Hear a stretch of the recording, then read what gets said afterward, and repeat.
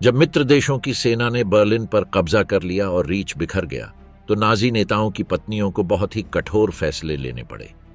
कुछ ने अपने पतियों के साथ मरना चुना, दूसरों ने खंडहरों में छिपकर भागने की कोशिश की, और कुछ बच गईं, जिन्होंने अंत तक किसी भी जिम्मेदारी से इनकार किया। नाजी सत्ता के हर व्यक्ति के पीछे एक महिला थी जो उसकी दुनिया में शामिल थी। सभी ने आदेशों पर हस्ताक्षर नहीं किए, लेकिन वे शिविरों के बगल में घरों में रहती थीं, लूटे गए सामान से तैयार होती थीं, सबूतों के सामने चुप रहती थीं और बिना सवाल किए आज्ञा का पालन करती थीं। कुछ ने तो युद्ध के बाद सार्वजनिक रूप से अपने पतियों का बचाव भी किया। तीसरे रईह के पतन के बाद उनके साथ क्या हुआ, अपने अंतिम दिनों में उन्होंने क्या निर्णय लिए, और क्यों कुछ लोगों को सजा दी गई और अन्य को बिना किसी परिणाम के छोड़ दिया गया। मैग्डा गोएबल्स, एक कट्टरपंथी का अंतिम कृत्य। बर्लिन बंकर की गहराई में जब दुनिया उनके सिर पर टूट रही थी, मैग्डा गोएबल्स ने एक ऐसा निर्णय लिया जिसने उन्हें इतिहास के सबसे घृणित अपराधियों में से एक बना दिया। 1 मई 1945 को एसएस दंत चिकित्सक हेलमुट कुंज की मदद से उसने अपने 6 बच्चों को मॉर्फिन दिया और फिर उनके सोते हुए मुंह में साइनाइड कैप्सूल कुचल दिया। यह निर्णय हिटलर के साथ एक निजी बातचीत के बाद लिया गया था, जिसमें मैग्डा ने अपने बच्चों के साथ एक पूर्ण राष्ट्रीय समाजवादी परिवार के रूप में मरने की इच्छा व्यक्त की थी। वह महिला जो तीसरे रह का मात्र चेहरा थी, उसकी सबसे क्रूर जल्लाद बन गई थी। 12 साल की हेल्गा, 11 साल की हिल्डेगार्ड, 9 साल का हेलमुट, 8 साल का होल्डन, 6 साल का हेडविग और सिर्फ 4 साल की छोटी हेद्रुन को उनकी अपनी मां ने ही मार डाला, इससे पहले कि वे हिटलर के बिना दुनिया में जाग पाती। बंकर के गवाहों के अनुसार बड़ी लड़कियों को तब संदेह होने लगा कि क्या होने वाला है, जब मैग्डा ने उन्हें अपने सबसे अच्छे कपड़े पहनने और बाकी कर्मचारियों से दूर एक अंदरूनी कमरे में एक साथ रहने के लिए मजबूर किया। मैग्डा संयोग से नहीं बल्कि पूर्ण विश्वास से सत्ता में आई थी। एक धनी उद्योगपति गुंथर क्वांट से तलाक के बाद उसने नाजीवाद को एक निजी धर्म पाया था। अपनी पिछली शादी के दौरान वह पहले से ही राष्ट्रवादी मंडलियों में शामिल हो चुकी थी और भावी रीच विदेश मंत्री की पत्नी एनेलिस वॉन रिबेंट्रोप की करीबी दोस्त थी। नेशनल सोशलिस्ट पार्टी में उनका आधिकारिक प्रवेश 1930 में हुआ, जब वह जर्मन महिलाओं की लीग में भी शामिल हुई। जब वह 1930 में जोसेफ गोएबल्स से मिली, तो वह पहले से ही एक सक्रिय उग्रवादी थीं, जिन्होंने मीन काम्फ के हर पन्ने को पढ़ लिया था और नाजी महिलाओं के अपने स्थानीय समूह की नेता बन गई थीं। यह बर्लिन में एक पार्टी मीटिंग में ही था जहां उन्होंने गोएबल्स के साथ अपने पहले शब्दों का आदान प्रदान किया, जिन्होंने अपनी डायरी में उन्हें एक परिष्कृत महिला, प्राचीन रोमन महिलाओं के स्वभाव वाली के रूप में वर्णित किया। सगाई को हिटलर ने व्यक्तिगत रूप से मंजूरी दी थी, जिन्होंने यह भी सुझाव दिया था कि विवाह को पार्टी की राजनीति और आर्यन परिवार मॉडल के बीच सही मिलन का प्रतीक होना चाहिए। गोएबल्स के साथ उनकी शादी सिर्फ एक भावनात्मक मिलन नहीं थी, बल्कि एक वैचारिक गठबंधन था जिसने उन्हें सत्ता के केंद्र में रखा। हिटलर उनकी शादी का गॉडफादर बन गया और उनके बच्चों के लिए एक पिता जैसा व्यक्ति बन गया। गोएबल्स विला को नाजी अभिजात वर्ग के मुख्य बैठक केंद्रों में से एक में बदल दिया गया, जहां मैग्डा शासन की आदर्श परिचारिका के रूप में चमक उठी। अक्सर आने वाले मेहमानों में अल्बर्ट स्पीयर, हेनरिक हिमलर और मार्टिन बोरमैन शामिल थे।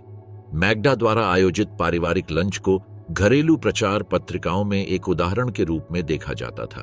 युद्ध के दौरान जब लाखों लोग विनाश शिविरों में मारे गए, मैग्डा ने रेड क्रॉस नर्स के रूप में प्रशिक्षण लिया, लेकिन उनके कमजोर दिल ने उन्हें लंबे समय तक बिस्तर पर रहने के लिए मजबूर किया।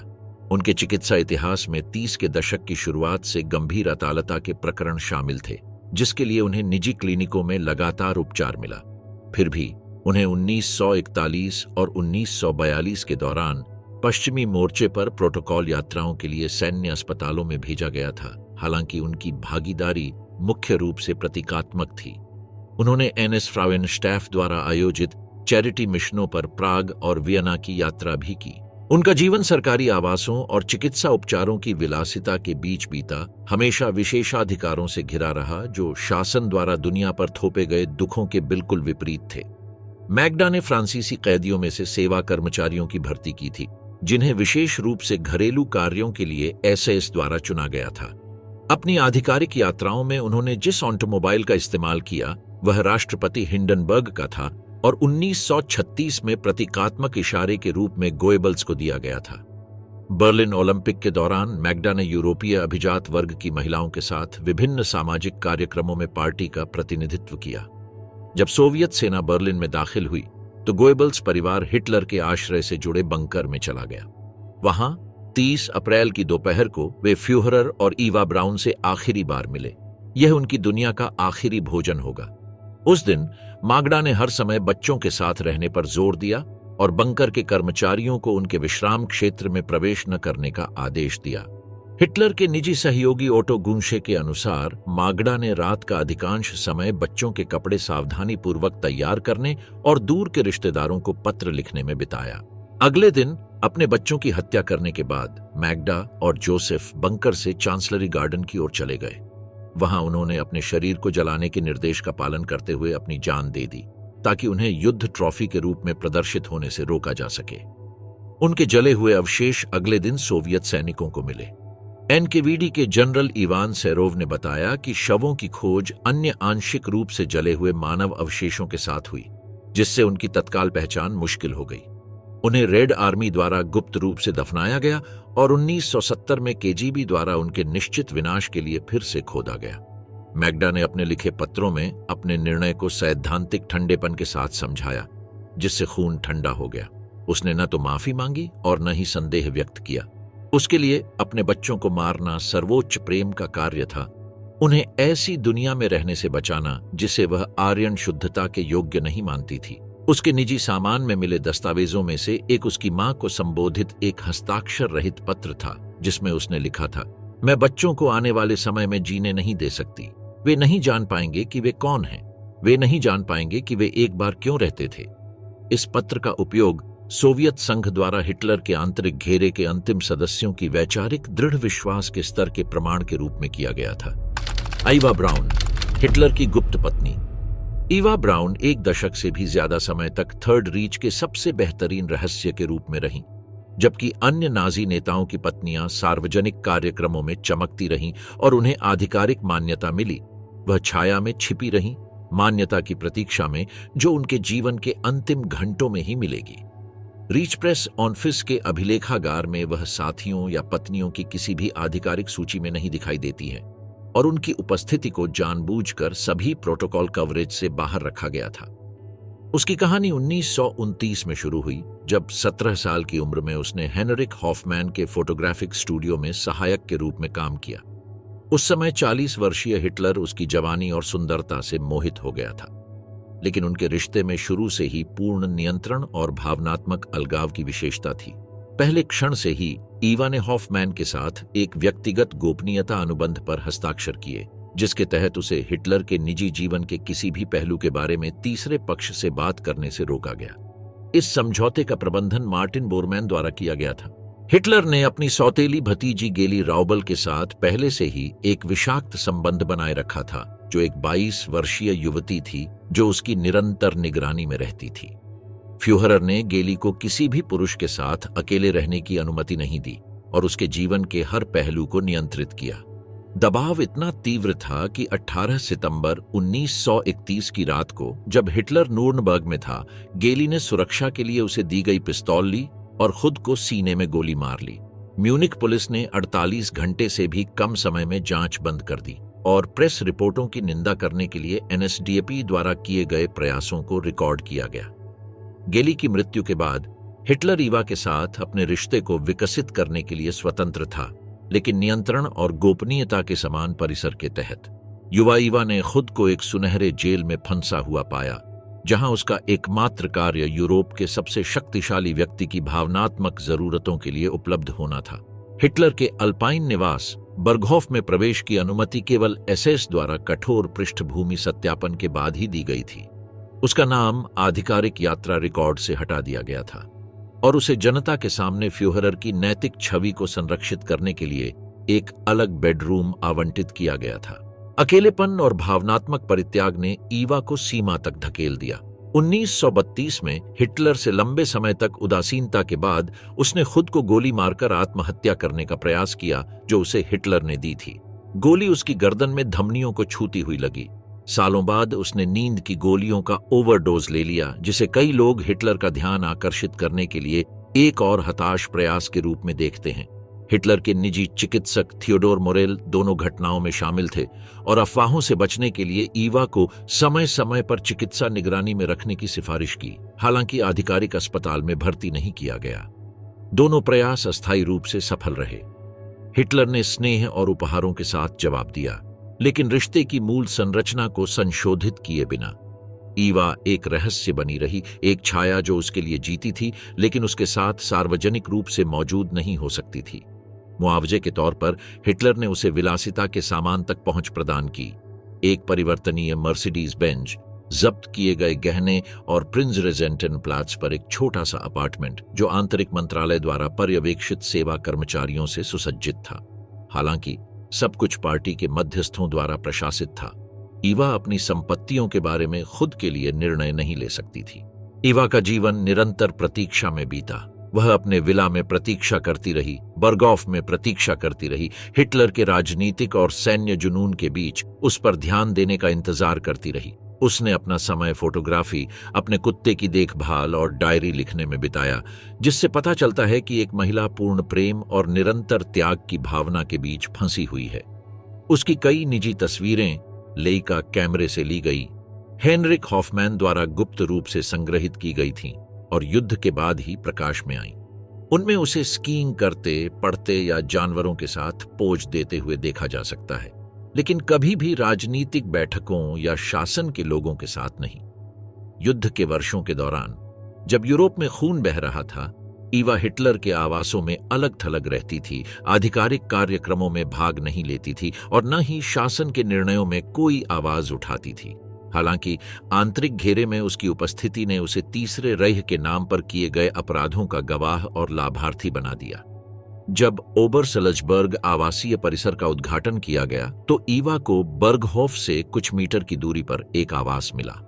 उसके खर्च पार्टी के केंद्रीय कार्यालय द्वारा वहन किए गए और उसके पास स्थायी अनुरक्षण था। उसे केवल एसएस द्वारा नियंत्रित परिधि सुरक्षा क्षेत्र के भीतर स्वतंत्र रूप से घूमने की अनुमति थी। 29 अप्रैल 1945 को बर्लिन पर लाल सेना की घेराबंदी के साथ ईवा को आखिरकार वह मिल गया जिसका उसे 13 साल से इंतजार था। उसने एडोल्फ हिटलर से शादी कर ली।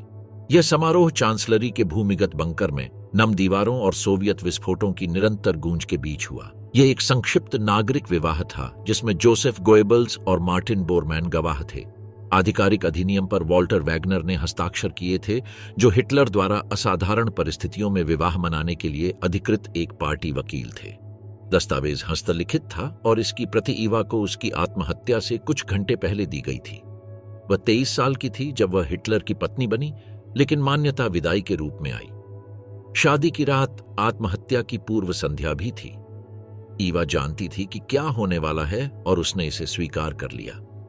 उसने भागने के लिए दिए गए प्रस्तावों को अस्वीकार कर दिया, यह घोषणा करते हुए कि वह उसके साथ मरना पसंद करती है। फ्यूहरर के सहयोगियों में से एक ऑटो गुंशे ने युद्ध के बाद गवाही दी कि जनरल विल्हेम मोहनके ने उसे पश्चिम की ओर निकासी मार्ग की पेशकश की, एक विकल्प जिसे ईवा ब्राउन ने बिना किसी हिचकिचाहट के अस्वीकार कर दिया। 30 अप्रैल को दोपहर करीब 3:30 बजे दंपत्ति ने खुद को हिटलर के निजी कार्यालय में बंद कर लिया। ईवा ने साइनाइड कैप्सूल निगल लिया, जबकि हिटलर ने खुद को सिर में गोली मार ली।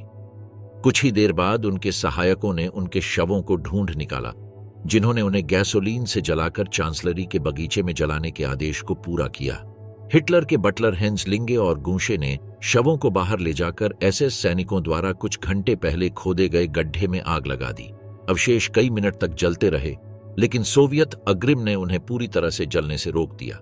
जले हुए अवशेषों की खोज सोवियत सैनिकों ने की थी, लेकिन दशकों तक उन्हें गुप्त रखा गया। ईवा ब्राउन रीच के सबसे बेहतरीन रहस्य से इतिहास के सबसे स्थायी रहस्यों में से एक बन गई थी, जब तक कि दशकों बाद रूसी दस्तावेजों ने बंकर में उसकी मौत की पुष्टि नहीं कर दी। 1968 में केजीबी ने उन रिपोर्टों को सार्वजनिक कर दिया जिनमें उसके परिवार के ओडोंटोलॉजिकल अभिलेखागार के साथ किए गए तुलनात्मक दंत विश्लेषण शामिल थे, जिससे उसकी पहचान की पुष्टि हुई। 1970 में अवशेषों को फिर से खोदा गया, पूरी तरह से जला दिया गया और एक पंथ स्थल के निर्माण को रोकने के लिए एल्बा नदी में फेंक दिया गया। लीना हेड्रिक, वह विधवा जिसने नरसंहार के निर्माता का बचाव किया। 1942 में प्राग हमले के बाद जब रेनहार्ड हेड्रिक की मृत्यु हुई तो उनकी विधवा लीना ने चुपचाप शोक नहीं मनाया। इसके विपरीत वह तीसरे रेह के सबसे क्रूर युद्ध अपराधियों में से एक की सबसे कट्टर रक्षक बन गई, जिसे अंतिम समाधान के वास्तुकार के रूप में जाना जाता है। लीना वॉन ऑस्टेन ने अपने भावी पति से मिलने से बहुत पहले ही नाजीवाद अपना लिया था। 1930 में 19 साल की उम्र में अपनी पहली राजनीतिक बैठक में भाग लेने के बाद वह नेशनल सोशलिस्ट पार्टी में शामिल हो गईं। यह कोई क्रमिक परिवर्तन नहीं था, बल्कि एक तात्कालिक रहस्योद्घाटन था। उस क्षण से वह एक सक्रिय उग्रवादी बन गईं, जिन्होंने प्रचार प्रसार किया और इस दृढ़ विश्वास के साथ बहस में भाग लिया कि आंदोलन के दिग्गज भी प्रभावित हुए। उनका यहूदी विरोधी रवैया न तो सतही था और न ही अवसरवादी। यह राष्ट्रीय आक्रोश और जातीय अल्पसंख्यकों के प्रति तिरस्कार से भरी पारिवारिक शिक्षा से आया था। जब वह दिसंबर 1930 में रेनहार्ड हेड्रिक से मिली तो उन्होंने उनमें एक ऐसे व्यक्ति को पहचाना जिसमें उनके नस्लीय आदर्शों को साकार करने के लिए आवश्यक महत्वाकांक्षा और ठंडापन था। लीना का हेड्रिक के करियर पर निर्णायक प्रभाव था।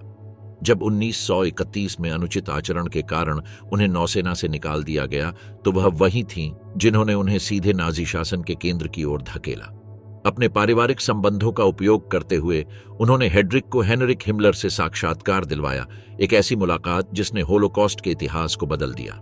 सुरक्षा सेवा के प्रमुख से लेकर अंतिम समाधान के वास्तुकार तक हेड्रिक के उल्कापिंड की तरह उभरने के दौरान लीना हमेशा उनके करीब रहीं। उन्होंने घर पर शाम की सभाएं आयोजित कीं, अन्य ऐसे सदस्यों का स्वागत किया, अपने बच्चों को नाजी नस्लीय विचारधारा के साथ पाला और निजी मंडलियों में भी अपने पति की नीतियों का बचाव किया।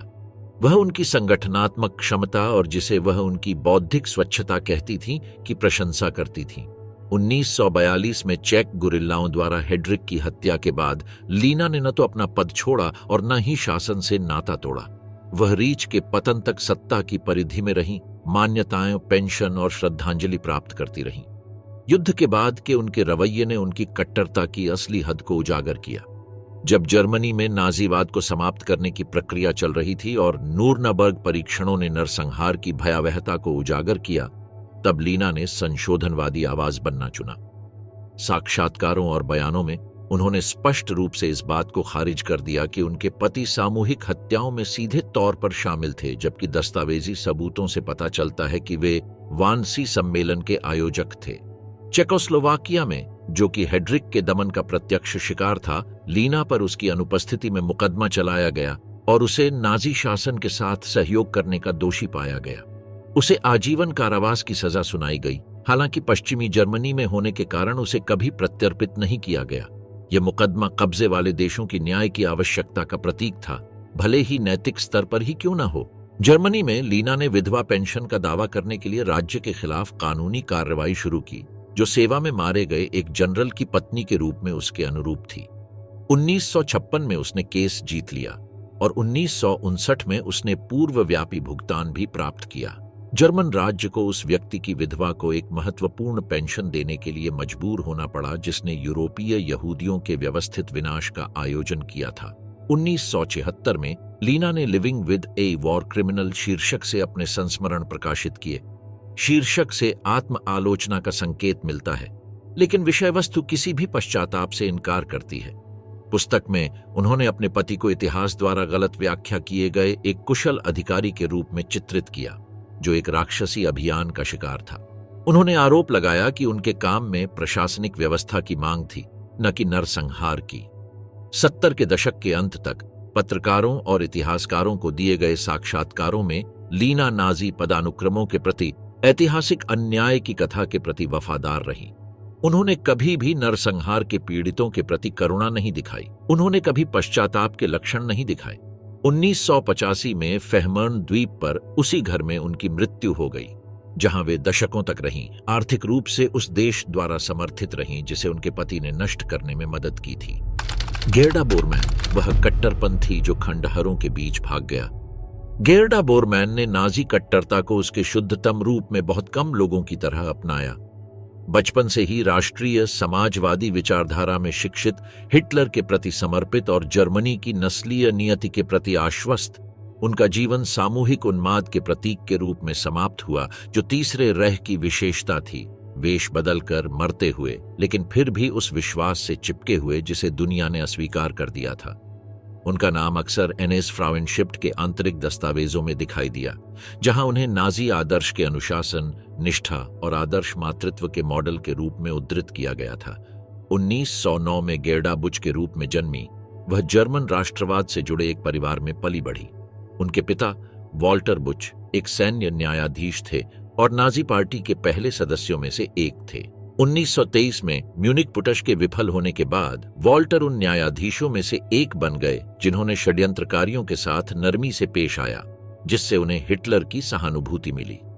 दोनों के बीच की निकटता ने गेर्डा को पार्टी के युवा मंडलों में प्रवेश करने और आमतौर पर पुरुषों के लिए प्रतिबंधित स्थानों तक उनकी पहुंच में मदद की। गेर्डा की शिक्षा केवल राष्ट्रवादी नहीं थी, यह बचपन से ही सैद्धांतिक थी।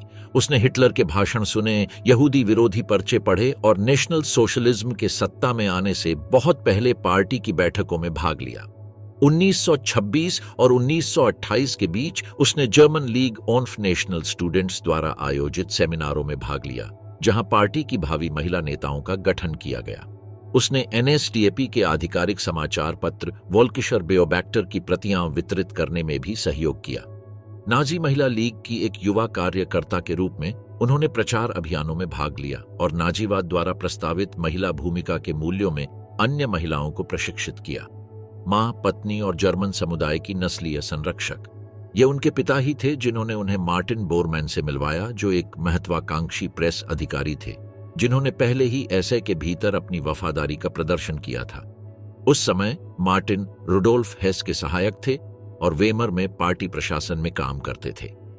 पार्टी के प्रशासनिक तंत्र के भीतर उनकी उम्मीदवारी के लिए वॉल्टर बुच के निर्णायक समर्थन के बाद उनका उदय शुरू हुआ। 1929 में उनकी शादी सिर्फ एक भावनात्मक मिलन से ज्यादा थी, यह एक वैचारिक गठबंधन था। साथ में उनके 10 बच्चे हुए, सभी का पालन पोषण सख्त नस्लीय और राष्ट्रवादी सिद्धांतों के तहत हुआ। गेर्डा ने व्यक्तिगत रूप से उनकी वैचारिक शिक्षा का ध्यान रखा, उन्हें किसी भी ऐसे प्रभाव से दूर रखा जिसे वह पतित या रीच के मूल्यों के विपरीत मानती थीं। बच्चों को पार्टी कार्यालय द्वारा सीधे चुने गए ट्यूटर्स द्वारा शिक्षित किया गया और कम उम्र से ही आधिकारिक समारोहों में भाग लिया। एक बेटे एडोल्फ बोरमैन का नाम हिटलर के सम्मान में रखा गया था। जैसे ही मार्टिन बोरमैन हिटलर के बाद शासन में सबसे शक्तिशाली व्यक्ति बन गए, गेर्डा ने अपने पद से मिलने वाले विशेषाधिकारों का आनंद लिया। वह विशेष आवासों में रहती थी, उसके पास सेवा कर्मचारी थे और कब्जे वाले क्षेत्रों तक उसकी पहुंच थी। लेकिन भौतिक लाभों से ज्यादा महत्वपूर्ण था उसका वैचारिक विश्वास। वह वास्तव में जर्मन नस्लीय श्रेष्ठता और राष्ट्रीय समाजवाद के ऐतिहासिक मिशन में विश्वास करती थी। युद्ध के वर्षों के दौरान उसने लेबेन्सबॉर्न के भीतर नस्लीय रूप से मूल्यवान पारिवारिक पुनर्वास कार्यक्रमों और संलग्न क्षेत्रों में जर्मन महिलाओं के लिए सहायता पहलों में भाग लिया। अप्रैल 1945 में जब तीसरा रह ढह रहा था, गेर्डा ने एक नया जीवन बनाने की कोशिश नहीं की, बल्कि अपनी पिछली दुनिया के बचे हुए हिस्से को बचाने की कोशिश की। वह जानती थी कि सोवियत सेनाएं आ रही हैं और उसका पति हिटलर के साथ बर्लिन में फंसा हुआ है। आखिरी बार जब उसने उसे देखा तो वह अपने 5 बच्चों को घेरे हुए शहर से बाहर निकलने की उम्मीद में साथ ले गया था। उस बैठक में बोरमैन के निजी ड्राइवरों में से एक के अनुसार गेर्डा ने मार्टिन को एक धातु का डिब्बा दिया जिसमें दस्तावेज, पारिवारिक तस्वीरें और सोने के सिक्के थे। गेर्डा का निर्णय हताशापूर्ण था, लेकिन सोच समझ कर लिया गया था। उसने खुद को एक बाल गृह की निदेशक के रूप में प्रछन्न किया और अन्य 4 बच्चों को अनाथों के रूप में पेश किया। वे युद्ध से तबाह हुए ग्रामीण इलाकों को पार करते हुए दक्षिण की ओर जाने वाली एक स्कूल बस में सवार हुए। वाहन को वॉक्सस्टुरम अधिकारी ने टायरोल सीमा तक पहुंचाया। यात्रा उन्हें दक्षिण टायरोल ले गई, जहां पूर्व पार्टी के अधिकारी अभी भी नाजी भगोड़ों को शरण देते थे। मार्ग को बाद में ब्रिटिश खुफिया दस्तावेजों में दर्ज किया गया था, जिसने उसके भागने के मार्ग का पुनर्निर्माण किया। उसे क्षेत्रीय नाजी प्रमुख ने प्राप्त किया, जिसने उसे बोलजानो के पास एक देहाती घर में छिपा दिया। लेकिन गेर्डा अब वह मजबूत महिला नहीं थी जिसने 16 वर्षों तक वैचारिक रूप से शुद्ध घर का निर्देशन किया था। उसे अपने शरीर के निचले हिस्से में असहनीय दर्द का सामना करना पड़ा। एक स्थानीय डॉक्टर ने उसका डर दूर करने वाला निदान किया, टर्मिनल डिंब ग्रंथि कैंसर। निदान की पुष्टि एक एसएस डॉक्टर ने की जो अभी भी क्षेत्र में था और उसकी कमजोरी की उन्नत स्थिति के कारण उसे स्थानांतरित नहीं करने का निर्णय लिया गया। उसके ठिकाने के बारे में सतर्क ब्रिटिशों ने एजेंट भेजे जिन्होंने उसे बिस्तर पर लेटा हुआ और भयभीत पाया। उन्हें यकीन था कि उन्हें एक एकाग्रता शिविर में भेजा जाएगा। जब उन्हें मेरानो में युद्ध के कैदियों के अस्पताल में स्थानांतरित किया गया तो वे आश्चर्यचकित रह गए। उनका तत्काल ऑपरेशन किया गया, लेकिन तब तक बहुत देर हो चुकी थी। मेटास्टेसिस उन्नत था और उनके पास जीने के लिए केवल कुछ सप्ताह थे। अस्पताल मित्र देशों के प्रशासन के अधीन था, लेकिन स्थानीय चिकित्सा कर्मचारियों ने दस्तावेज किया कि गेरडा ने अभी भी अपने पूरे नाम से इलाज की मांग की और एक रीच नेता की पत्नी के रूप में अपने अधिकारों का दावा किया। अपनी पीड़ा के दौरान गेरडा ने एक अप्रत्याशित निर्णय लिया। उसने कैथोलिक धर्म अपना लिया। शासन के अपराधों के लिए स्पष्ट स्वीकारोक्ति या पश्चाताप का कोई रिकॉर्ड नहीं है। उसका धर्म परिवर्तन नैतिक अपराध की मान्यता से ज्यादा मृत्यु से पहले आध्यात्मिक शांति की खोज प्रतीत होता है।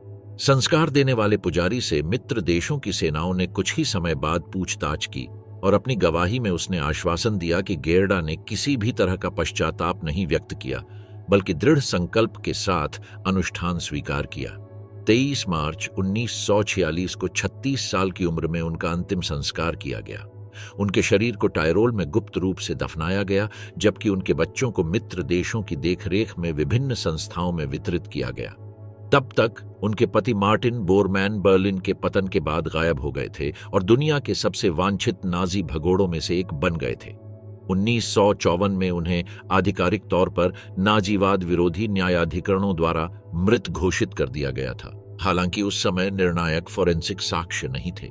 बोरमैन के भाग्य के बारे में अनिश्चितता दशकों तक बनी रही, जिससे दक्षिण अमेरिका में उसके भागने के बारे में सिद्धांत बनते रहे। 1972 तक यह रहस्य सुलझना शुरू नहीं हुआ। जब श्रमिकों ने बर्लिन में लेहटर स्टेशन के पास मानव अवशेष पाए, तब यह रहस्य सुलझने लगा। खोपड़ी में फ्रैक्चर था और साइनाइड कैप्सूल के अवशेष थे। म्यूनिक फोरेंसिक प्रयोगशालाओं द्वारा 90 के दशक में किए गए आनुवंशिक परीक्षणों ने पुष्टि की कि हड्डियां मार्टिन बोरमैन की थीं, जिनकी 1945 में भागने के असफल प्रयास के दौरान जहर खाने से मृत्यु हो गई थी। गेरडा को कभी पता नहीं चला। मेडिकल साक्ष्यों के अनुसार अपने अंतिम सप्ताहों में वह अपने पति का नाम बार बार दोहराती रही। यह नहीं जानती थी कि वह जीवित है या नहीं, क्या उसने उसे छोड़ दिया है या क्या वह उसे फिर से देख पाएगी। मार्गरेट हिमलर, आतंक की खामोश महिला। मार्गरेट हिमलर की कहानी नाजी नेताओं की पत्नियों के बीच सबसे जटिल मामलों में से एक का प्रतिनिधित्व करती है। एक महिला जिसने बिना हथियार चलाए या आदेश दिए चुपचाप लेकिन अडिग विश्वास के साथ आतंक के घरेलू वैधीकरण में भाग लिया। राइक्सफोहरर एसएस हेनरिक हिमलर की पत्नी के रूप में सत्ता के केंद्र से उनकी निकटता केवल प्रतीकात्मक नहीं थी, बल्कि वैचारिक और भावनात्मक रूप से सक्रिय थी। 1893 में मार्गरेट बोडेन के रूप में जन्मी, वह एक फार्मासिस्ट की बेटी थी। उन्होंने प्रथम विश्व युद्ध के दौरान एक नर्स के रूप में प्रशिक्षण लिया। उनका पेशा नस्लीय समुदाय की सेवा में जर्मन महिला के नाजी आदर्श से पूरी तरह मेल खाता था। अनुशासित, संयमी, सार्वजनिक स्वास्थ्य और मातृत्व के लिए समर्पित। 1928 में पहले से ही विधवा और अपनी पहली शादी से एक बेटे के साथ उन्होंने हेनरिक हिमलर से शादी की, जिन्होंने तब नाजी पार्टी में अपनी चढ़ाई शुरू ही की थी। उनका मिलन रोमांटिक से ज्यादा रणनीतिक था। उसने उसे बुर्जुआ सम्मान और घायलों की देखभाल करने का अनुभव प्रदान किया, जबकि उसने उसे सामाजिक दर्जा और एक साझा उद्देश्य की पेशकश की। मार्गरेट 1928 में एनएसडीएपी में शामिल हो गई और अपने पति के राजनीतिक अभियानों के दौरान उनके साथ नियमित पत्राचार करती रही, जो हमेशा नस्लीय और राष्ट्रवादी विचारधारा से प्रभावित था। जर्मन अभिलेखागार में सुरक्षित रखे गए पत्रों से पता चलता है कि दोनों का विश्व दृष्टिकोण ऐसा था कि जर्मन लोगों को खुद को शुद्ध करना चाहिए, विस्तार करना चाहिए और हीन मानी जाने वाली जातियों पर शासन करना चाहिए। मार्गरेट के लिए यहूदी विरोधी बयानबाजी एक साधारण वैचारिक सहायक नहीं थी। यह एक वास्तविक नैतिक ढांचा था जो शासन की सबसे चरम नीतियों को उचित ठहराता था। जैसे जैसे हिमलर रीच पदानुक्रम में ऊपर चढ़ता गया, एकाग्रता शिविर प्रणाली का वास्तुकार बन गया, मार्गरेट नाजीवाद की महिला संरचना के भीतर एक प्रतिष्ठित व्यक्ति में बदल गई। हालांकि वह आधिकारिक पदों पर नहीं थी, लेकिन रीत्सफोहरर एसेस की पत्नी के रूप में उसकी स्थिति ने उसे अन्य पार्टी महिलाओं के लिए एक वैचारिक संदर्भ बना दिया। उन्हें विशेष निवास, सेवा कर्मचारी, सैन्य अनुरक्षण और कब्जे वाले क्षेत्रों तक पहुंच प्राप्त थी। 1940 में उन्होंने जर्मन अस्पताल प्रतिष्ठानों का निरीक्षण करने वाले प्रतिनिधिमंडल के हिस्से के रूप में कब्जे वाले पोलैंड की यात्रा की। अपनी निजी डायरी में उन्होंने पोलिश और यहूदी आबादी के बारे में अपमानजनक टिप्पणियां लिखीं, जो एक ऐसी मानसिकता को दर्शाती हैं जो न केवल सहन करती है बल्कि कब्जे और विनाश की नीतियों को मजबूत करती है। युद्ध के दौरान उन्होंने सैन्य अस्पतालों के दौरे में भाग लिया और कई मौकों पर एसएस द्वारा आयोजित स्मारक कार्यक्रमों में घायल सैनिकों के साथ देखी गईं। उनकी भूमिका हालांकि सैन्य या नौकरशाही नहीं थी, सामाजिक वैधता की थी। उन्होंने नाजी सत्ता के महिला मॉडल को आकार दिया, राजनीतिक दृष्टि से अदृश्य लेकिन प्रतीकात्मक रूप से सर्वव्यापी। 6 मई 1945 को जब हेनरिक हिमलर ने ब्रिटिश सेना द्वारा पकड़े जाने के बाद साइनाइड कैप्सूल के साथ आत्महत्या कर ली, तो मार्गरेट को इटली के बोलजानो में अमेरिकी सैनिकों ने गिरफ्तार कर लिया। उसके साथ उसकी 15 वर्षीय बेटी गुड्रुन भी थी। नाजीवाद से मुक्ति की प्रक्रिया के लिए जर्मनी भेजे जाने से पहले दोनों को विभिन्न कैदी शिविरों में रखा गया था। वह न्यायिक प्रक्रिया जिसके अधीन थी वर्षों तक चली। 1948 में एक जर्मन न्यायाधिकरण ने उन्हें शासन के प्रमुख लाभार्थी के रूप में वर्गीकृत किया, एक ऐसी श्रेणी जिसका तात्पर्य सीधे अपराधों में भाग लिए बिना नाजीवाद से पर्याप्त लाभ प्राप्त करना था। इस वर्गीकरण में नागरिक अधिकारों का नुकसान, आवाजाही पर प्रतिबंध और राज्य पेंशन प्राप्त करने में असमर्थता शामिल थी। अपने बचाव में मार्गरेट ने अपने पति की आपराधिक गतिविधियों के बारे में अनभिज्ञता का आरोप लगाया। हालांकि उसके पत्राचार, पूर्व कर्मचारियों की गवाही और उसकी यात्राओं के रिकॉर्ड से पता चला कि वह कब्जे, निर्वासन और विनाश प्रणाली के बारे में पूरी तरह से जानती थी। इसके बावजूद न्यायाधिकरण ने जेल की सजा नहीं देने का फैसला किया, यह देखते हुए कि उसकी भागीदारी निष्क्रिय थी। अपनी रिहाई के बाद मार्गरेट कई सालों तक एक झूठे उपनाम के साथ रहीं। हिमलर की विधवा होने के कलंक ने उन्हें सामाजिक अलगाव और संस्थागत अस्वीकृति के लिए मजबूर कर दिया। जर्मन अधिकारियों ने उन्हें आर्थिक मुआवजा देने से इनकार कर दिया और वह एक छोटे से ग्रामीण आवास में अत्यधिक तपस्या में रहीं, जहां उनके साथ केवल उनकी बेटी गुड्रुन रहती थी। 50 और 60 के दशक में वह मीडिया से पूरी तरह दूर रहीं। उन्होंने साक्षात्कार नहीं दिए, संस्मरण नहीं लिखे और उनकी सार्वजनिक उपस्थिति व्यावहारिक रूप से नगण्य थी। यह अदृश्यता अधिक कानूनी परिणामों से बचने के लिए रणनीतिक थी, लेकिन यह एक गहरी नाराजगी भी दर्शाती है। उन्होंने कभी भी नाजी शासन की आपराधिकता को मान्यता नहीं दी, वह केवल इसकी हार पर शोक व्यक्त करती थी। मार्गरेट की मृत्यु 1967 में म्यूनिख में हुई। उन्हें बिना किसी आधिकारिक समारोह या सार्वजनिक मान्यता के दफनाया गया। हालांकि उनकी बेटी गुड्रुन दशकों तक नव नाजी हलकों में एक कार्यकर्ता के रूप में काम करती रहीं, अपने पिता की छवि का बचाव करती रहीं और होलोकॉस्ट अपराधों से इनकार करती रहीं। लेकिन मार्गरेट अपनी अस्तित्व की रणनीति के प्रति वफादार रहीं। उन्होंने अपनी विचारधारा को पूरी तरह से मौन कर दिया। इल्से हेस, कट्टरता की दार्शनिक आवाज। इल्से हेस नाजी नेताओं की पत्नियों के बीच एक अद्वितीय व्यक्तित्व का प्रतिनिधित्व करती हैं। वे न केवल उस व्यक्ति की साथी थीं जिसने तीसरे राइख की सबसे असामान्य उड़ान भरी थी, बल्कि वे उनकी बौद्धिक रक्षक और आध्यात्मिक नाजीवाद की दार्शनिक व्याख्याकार थीं, जिसे वे हिमलर और गोएबल्स के व्यावहारिक सैन्यवाद से बेहतर मानती थीं। 1900 में हनोवर में जन्मी इल्से प्रोहल की शिक्षा एक अकादमिक और देशभक्तिपूर्ण माहौल में हुई, जिसके कारण उनमें राष्ट्रवादी आदर्शवाद विकसित हुआ।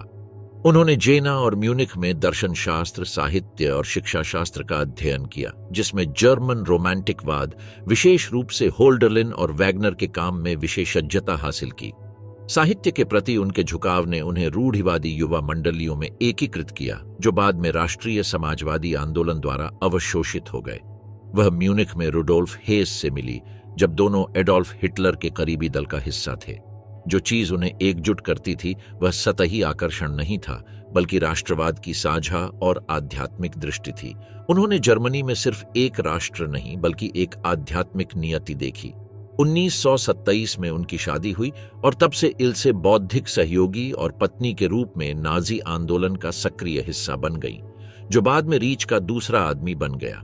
उनके पत्र और संस्मरण रुडोल्फ के साथ गहरे सहजीवी संबंध को दर्शाते हैं। वे जर्मनिक पौराणिक कथाओं, जर्मन लोगों की आत्मा और करिश्माई नेता के आध्यात्मिक कार्य के बारे में संवाद करते हैं। इल्से के लिए तीसरा राइख केवल एक शक्ति संरचना नहीं था, बल्कि जर्मन इतिहास की एक पवित्र अभिव्यक्ति थी, और रुडोल्फ हेस इसके सबसे शुद्ध भविष्यवक्ताओं में से एक थे। इल्से ने राष्ट्रीय समाजवादी महिला संगठनों में सक्रिय रूप से भाग लिया, पार्टी प्रकाशनों में लेख लिखे और शासन के पहले दशक के दौरान अपने पति के साथ कई सार्वजनिक कार्यक्रमों में भाग लिया। उनकी भूमिका घरेलू से ज्यादा सैद्धांतिक थी। उन्होंने अन्य महिलाओं को राजनीतिक शिक्षा दी जो रीच के घरों में होनी चाहिए। अन्य नाजी हाई कमांड पत्नियों के विपरीत इल्से ने केवल मातृत्व या राज्य की सेवा को बढ़ावा नहीं दिया। उन्होंने नाजीवाद की एक गहरी सांस्कृतिक दृष्टि का बचाव किया, जिसमें इतिहास, साहित्य, दर्शन और सौंदर्य शास्त्र को एकीकृत किया गया था। अपने लेखन में उन्होंने जर्मनी के भाग्य की तुलना ग्रीक त्रासदी चक्रों से की और युद्ध को श्रेष्ठ लोगों की आध्यात्मिक परीक्षा के रूप में व्याख्यायित किया। 10 मई 1941 को उनकी जिंदगी में बड़ा बदलाव आया, जब रुडोल्फ हेस मैसर्सचिट विमान में सवार होकर अकेले ही यूनाइटेड किंगडम के साथ शांति वार्ता करने के लिए स्कॉटलैंड चले गए। हिटलर ने इस कृत्य को देशद्रोह के रूप में देखा और आदेश दिया कि अगर हेस वापस लौटे तो उन्हें गिरफ्तार कर लिया जाएगा। नाजी प्रचार ने इस तथ्य को दबाने या इसे मानसिक बीमारी के रूप में पेश करने की कोशिश की। इल्से को अचानक अलग थलग कर दिया गया। वाइसफ्यूहरर की पत्नी होने के बजाय वह एक गद्दार की महिला बन गई। उस पर नजर रखी गई, उसे आधिकारिक हलकों से बाहर रखा गया और आंतरिक पूछताछ के अधीन किया गया। उसे प्रकाशित करने से मना किया गया और वह वर्षों तक अपने बेटे के साथ अपनी बवेरियन संपत्ति पर एकांत में रही, लगातार हिरासत में लिए जाने की धमकी के बीच। सजा के बावजूद उसने कभी अपने पति को अस्वीकार नहीं किया। उसने पहले क्षण से ही उसका बचाव किया। गुप्त रूप से लिखा, यदि वह शांति के लिए उड़ान भरता है तो वह इस रीच का अंतिम आदर्शवादी है। यह वाक्यांश उसके जीवन के निर्णायक मोड़ को सारांशित करता है। वह सत्ता का हिस्सा होने से आध्यात्मिक नाजीवाद की विफलता की वैचारिक शहीद बन गई। युद्ध के बाद उन्हें मित्र देशों की सेनाओं द्वारा कुछ समय के लिए हिरासत में लिया गया था, लेकिन जब प्रत्यक्ष अपराधों का कोई सबूत नहीं मिला तो उन्हें रिहा कर दिया गया। वह हिंडेलांग के छोटे से शहर में बस गईं, जहां उन्होंने सादगी से जीवन जिया, लेकिन कभी भी अपने अपराध से पीछे नहीं हटी। इसके विपरीत उन्होंने एक गहन प्रतिशोध अभियान शुरू किया जो उनके जीवन के बाकी समय तक चलता रहा। उन्होंने रुडोल्फ हेस को एक संवेदनशील, गलत समझा गया व्यक्ति और एक अंतर्राष्ट्रीय साजिश का शिकार बताते हुए कई किताबें और निबंध प्रकाशित किए। इन ग्रंथों में उन्होंने प्रतीकों और शास्त्रीय संदर्भों से भरी एक साहित्यिक शैली का इस्तेमाल किया, जिसमें राष्ट्रीय समाजवाद को जर्मन दार्शनिक परंपरा में शामिल किया गया, जो गोएथे और नीत्शे तक जाती है। उन्होंने हिटलर के प्रति अपनी सहानुभूति से कभी इनकार नहीं किया, लेकिन कहा कि रुडोल्फ हेस शासन के नौकरशाही पतन से पहले नाजी आदर्श का एक शुद्ध संस्करण प्रस्तुत करते थे। इस पुनर्व्याख्या की प्रतिध्वनि युद्ध के बाद के कुछ जर्मन राष्ट्रवादी हलकों में भी सुनाई दी, जिन्होंने हेस को एक दुखद व्यक्ति और इल्से को उनकी बौद्धिक पुजारिन के रूप में देखा। जब नूर्नबर्ग ट्रायल में रुडोल्फ को आजीवन कारावास की सजा सुनाई गई और उसे पश्चिमी बर्लिन की स्पांडॉ जेल में भेज दिया गया, तो इल्से ने उससे मिलने के लिए कई सालों की अनुमति मांगी। कई बार मना करने के बाद उसे 60 के दशक में अनुमति मिल गई और उसकी मुलाकातें नियमित हो गईं।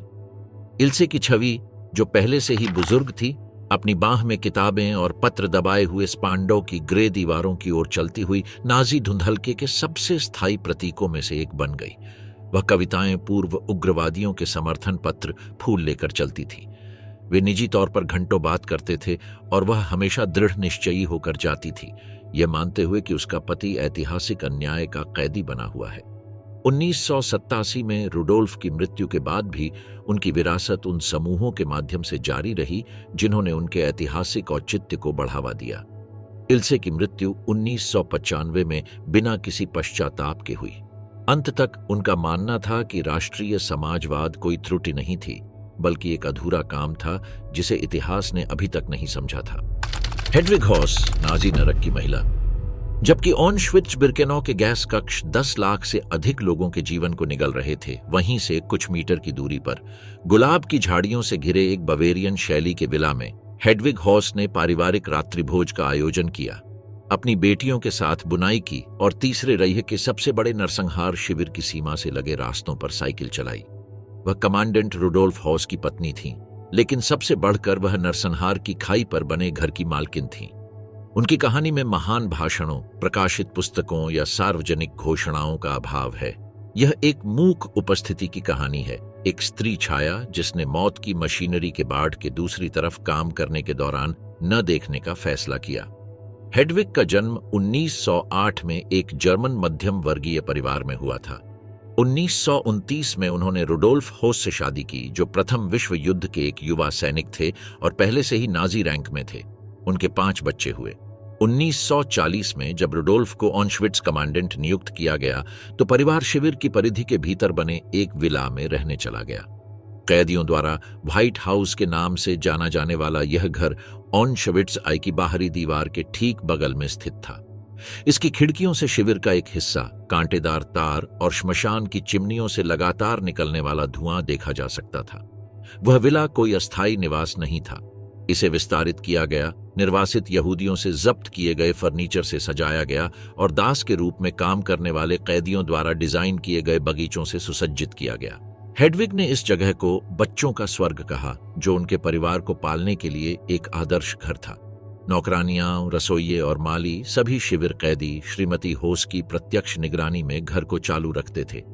कई होलोकॉस्ट बचे लोगों ने सालों बाद बताया कि उन्होंने हेडविग को अपने बच्चों के साथ चलते हुए देखा था, जबकि पृष्ठभूमि में काले धुएं के स्तंभ लगातार आसमान की ओर उठ रहे थे।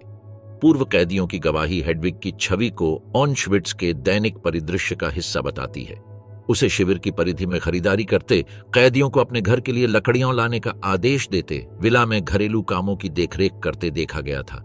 इस बात का कोई सबूत नहीं है कि उसने सीधे तौर पर यातना या फांसी में भाग लिया था, लेकिन उसकी उपस्थिति न तो मासूम थी और न ही अज्ञानी। हॉस हाउस में नौकर के रूप में काम करने वाले एक भूतपूर्व यहूदी कैदी ने दशकों बाद कहा, उसे पूरी तरह से पता था कि क्या हो रहा है। वह इसे जाने बिना नहीं रह सकती थी। वह कपड़े धोती थी जबकि बाहर लगातार जले हुए मांस की गंध आती रहती थी। वह हमें आदेश देती थी, हमें घृणा से देखती थी। वह चिल्लाती नहीं थी, लेकिन हमारे प्रति उसकी घृणा स्थायी और स्पष्ट थी। एक अन्य गवाही में कहा गया है कि एक अवसर पर हेडविग ने एक कैदी को मारा क्योंकि उसने उसके टेबलवेयर का एक टुकड़ा तोड़ दिया था। शिविर की मुक्ति के बाद सोवियत रिपोर्टों के अनुसार हेडविग को शिविर के प्रशासनिक क्षेत्रों में नियमित रूप से उपस्थित के रूप में उल्लेख किया गया था और उसने अन्य एसएस अधिकारियों की पत्नियों के साथ दोस्ती बनाए रखी, जिनके साथ वह सैर, नाश्ता और यहूदियों के बारे में बातचीत करती थी। भयावहता का यह सामान्यकरण नरसंहार के साथ यह दैनिक सह अस्तित्व जैसे कि यह प्राकृतिक परिदृश्य का हिस्सा था, इतिहासकारों के लिए उसकी छवि को इतना परेशान करने वाला बनाता है। जनवरी 1945 में जब रेड आर्मी की अग्रिम टुकड़ी ऑशविट्ज के पास पहुंची तो हॉस परिवार ने भागकर जान बचाई। विला को छोड़ दिया गया और हेडविग ने अपने 5 बच्चों को साथ लेकर एक झूठी पहचान के साथ फ्लेंसबर्ग क्षेत्र में शरण ली। रुडोल्फ को 1946 में पकड़ लिया गया और ऑशविट्ज के कामकाज के बारे में नूर्नबर्ग ट्रायल में गवाही देने के बाद उसे पोलिश अधिकारियों को सौंप दिया गया। पोलैंड में रुडोल्फ के मुकदमे के दौरान हेडविग का उल्लेख कई बार किया गया, हमेशा एक आदर्श पत्नी के रूप में जिसने घर को व्यवस्थित रखा और बच्चों की पूरी तरह से देखभाल की। किसी भी क्षण रुडोल्फ ने यह संकेत नहीं दिया कि वह उसके काम की प्रकृति या शिविर में होने वाली गतिविधियों से अनभिज्ञ था। हेडविग को 1945 में कुछ समय के लिए अंग्रेजों ने गिरफ्तार किया था, लेकिन कभी औपचारिक रूप से उन पर मुकदमा नहीं चलाया गया। पूछताछ के दौरान उन्होंने ऑशविट्ज में जो कुछ हुआ उसके बारे में पूरी तरह से अनभिज्ञता जताई। उन्होंने कहा कि उन्हें नहीं पता कि उनके पति का खास काम क्या था, कि उनका जीवन पूरी तरह से एक मां के रूप में अपने बच्चों और घरेलू कामों में ही बीता। उन्होंने माफी नहीं मांगी, पीड़ितों के प्रति सहानुभूति नहीं जताई, बस इतना कहा कि उन्हें भुला दिया जाए और शांति से रहने दिया जाए। अन्य नाजी विधवाओं के विपरीत हेडविग ने अपने अस्तित्व की एकमात्र रणनीति के रूप में पूर्ण मौन चुना। उसने संस्मरण नहीं लिखे, साक्षात्कार नहीं दिए, न ही नकारात्मक या प्रतिशोधात्मक आंदोलनों में भाग लिया। उसकी रणनीति सार्वजनिक जीवन से पूरी तरह से गायब हो जाना था। वह दूसरे नाम से पश्चिम जर्मनी के एक ग्रामीण क्षेत्र में चली गई और अपने बच्चों के साथ मामूली परिस्थितियों में रहने लगी, किसी भी मीडिया ध्यान से पूरी तरह दूर। उनके अंतिम वर्षों के बारे में जानकारी बहुत कम है। यह ज्ञात है कि उनकी मृत्यु 1989 में हुई थी, लेकिन किसी मीडिया ने इसका उल्लेख नहीं किया। उन्हें बिना किसी समारोह के दफनाया गया और उनके बच्चों ने, जिन्होंने अपना उपनाम बदलकर बिल्कुल अलग रख लिया, दशकों तक व्यवस्थित रूप से उनके बारे में बात करने से परहेज किया। उनके एक बेटे हंस जुर्गेन ने 90 के दशक में असाधारण रूप से चुप्पी तोड़ी और एक जर्मन पत्रकार से कहा कि जो कुछ हुआ उसमें वह निर्दोष नहीं थी, लेकिन वह अंदर से पूरी तरह टूट चुकी थी। ये वाक्यांश हेडविग की विरासत का सारांश है। एक बर्बाद व्यक्ति, लेकिन पीड़ितों के प्रति पश्चाताप से नहीं, बल्कि उस दुनिया के पतन से जिसमें उसने रहने का विकल्प चुना था। एमी गोरिंग, रीच की प्रथम महिला का पतन। एक समय था जब एमी गोरिंग तीसरे रेह के दिल में किसी भी अन्य महिला की तुलना में अधिक चमकती थी। प्रशंसित अभिनेत्री, हिटलर की आधिकारिक परिचारिका, सभी नाजी पत्रिकाओं में विलासिता के साथ चित्रित, सत्ता के वर्षों के दौरान उसका जीवन उत्सवों, हवेलियों, पोशाक वर्दी और सार्वजनिक श्रद्धांजलि की एक अंतहीन परेड की तरह लगता था। वह सौंदर्य वैभव की स्त्री अवतार थी, जिसकी शासन को अपनी राजनीतिक क्रूरता को नरम करने के लिए आवश्यकता थी। यूरोप के बीच में, जो कुल युद्ध से लहूलुहान था, एमी फारसी कालीनों, बारोक झूमरों और लूटे गए चीनी मिट्टी के बर्तनों से सजे महलों में रहती थी। उसने ऐसे भोज आयोजित किए जिनमें जर्मन नागरिकों के दम घोंटने वाले राशन कार्डों को पूरी तरह से नजरअंदाज किया गया। उसके रात्रि भोज में तीतर, कैवियार और फ्रेंच वाइन शामिल थे, जबकि शहर मित्र देशों की बमबारी की चपेट में थे और परिवार शलजम के सूप और राई की रोटी पर पेट भर रहे थे। लेकिन 1945 की हार के बाद वह वैभव इतिहास के मंच पर एक पर्दे की तरह गिर गया। एम्मा सोनमैन का जन्म 1893 में हैम्बर्ग में हुआ था।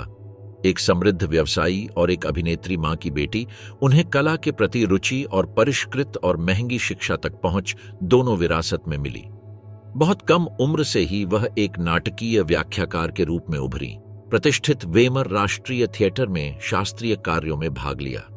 उनकी स्वाभाविक सुंदरता, उनकी पूरी तरह से संतुलित आवाज और उनकी मंचीय उपस्थिति ने उन्हें अंतर्युद्ध जर्मन थिएटर के भीतर एक सम्मानित व्यक्ति बना दिया। वह एक खाली सेलिब्रिटी नहीं थी, वह एक प्रतिष्ठित नाटकीय कला पेशेवर थीं। यह ठीक इन्हीं कुलीन सांस्कृतिक मंडलियों में से एक था जहां उसकी मुलाकात हरमन गोरिंग से हुई, जो उस समय नाजी पार्टी में उभरता हुआ एक युद्ध नायक था। वह उसकी सुंदरता, उसकी परिष्कार और कुलीन वातावरण में स्वाभाविक रूप से आगे बढ़ने की उसकी क्षमता से मोहित हो गया था। उसने उसमें एक शक्तिशाली व्यक्ति को देखा जो उसे किसी भी नाट्य मंच से कहीं ज्यादा बड़ा मंच प्रदान कर सकता था। आकर्षण पारस्परिक था, लेकिन रणनीतिक भी। शक्ति के सौंदर्य शास्त्र और सौंदर्य शास्त्र की शक्ति के बीच एक गठबंधन। उन्होंने 1935 में एक समारोह में विवाह किया जो एक व्यक्तिगत विवाह से कहीं अधिक था। यह प्रचार मंत्रालय द्वारा सावधानी पूर्वक आयोजित एक राष्ट्रीय कार्यक्रम था। हिटलर, जिसकी कोई आधिकारिक पत्नी या मान्यता प्राप्त साथी नहीं थी, ने एमी को रीच की अनौपचारिक प्रथम महिला बनाने का फैसला किया। उसने उसे राजनयिक स्वागत, ओपेरा समारोह और सैन्य परेड में अपने साथी के रूप में अपनाया। शासन के प्रेस ने लगातार उसे विदेशी फर, ओरिएंटल मोती और फूलों के मुकुट के साथ चित्रित किया। उसकी छवि पोस्टकार्ड, आधिकारिक कैलेंडर और पार्टी महिलाओं की पत्रिकाओं में प्रसारित हुई।